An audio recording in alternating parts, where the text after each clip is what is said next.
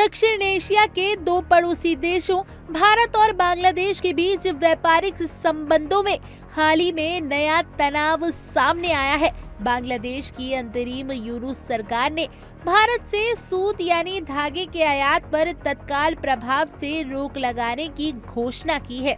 ये फैसला Bangladesh textile mills association की शिकायतों के बाद आया है, जिसने दावा किया था कि भारत से सस्ते सूत के आयात से स्थानीय उद्योगों को भारी नुकसान हो रहा है।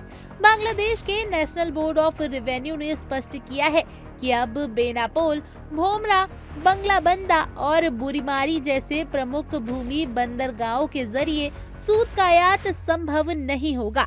BTMA का तर्क है कि जमीनी मार्ग से भारत से आने वाला सूत समुद्री मार्ग के मुकाबले सस्ता पड़ता है और इस असंतुलन ने स्थानीय मिलों को आर्थिक संकट में डाल दिया है। साथ ही टैक्स चोरी की आशंका और सीमाई बंदरगाहों की बुनियादी ढांचे की कमियों ने इस मुद्दे को और भी गंभीर बना दिया है। हालांकि इस कदम की आलोचना भी हो रही है। Bangladesh knitwear manufacturers and exporters association के अध्यक्ष मोहम्मद हातिम ने इस निर्णय को आत्मघाती बताया है।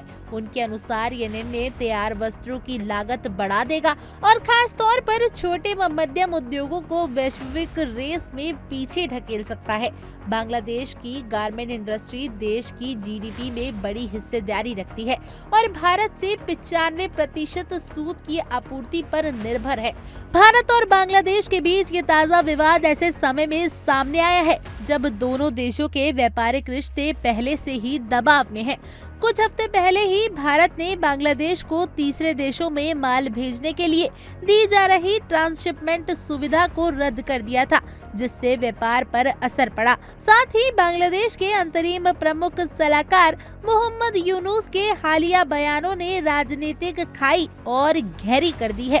यूनुस ने न केवल भारत के पूर्वोत्तर राज्य को लैंडलॉक बताया, बल्कि चीन को क्षेत्र में निवेश बढ़ाने का सार्वजनिक नियंत्रण भी दिया था। विशेषज्ञों का मानना है कि इस व्यापारिक निर्णय के पीछे घरेलू दबाव, राजनीतिक अस्थिरता और विदेशी मुद्रा की कमी जैसे कारक है, लेकिन इसके पीछे अंतर्राष्ट्रीय असर से इनकार नहीं किया जा सकता।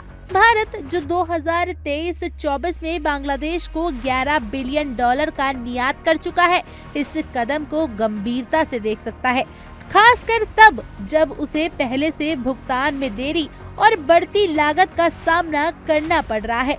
अगर जल्द ही कोई कूटनीतिक समाधान नहीं निकला तो ये विवाद न केवल दोनों देशों की अर्थव्यवस्था को प्रभावित करेगा, बल्कि दक्षिण एशिया की क्षेत्रीय स्थिरता पर भी असर डाल सकता है। Bureau report, India daily.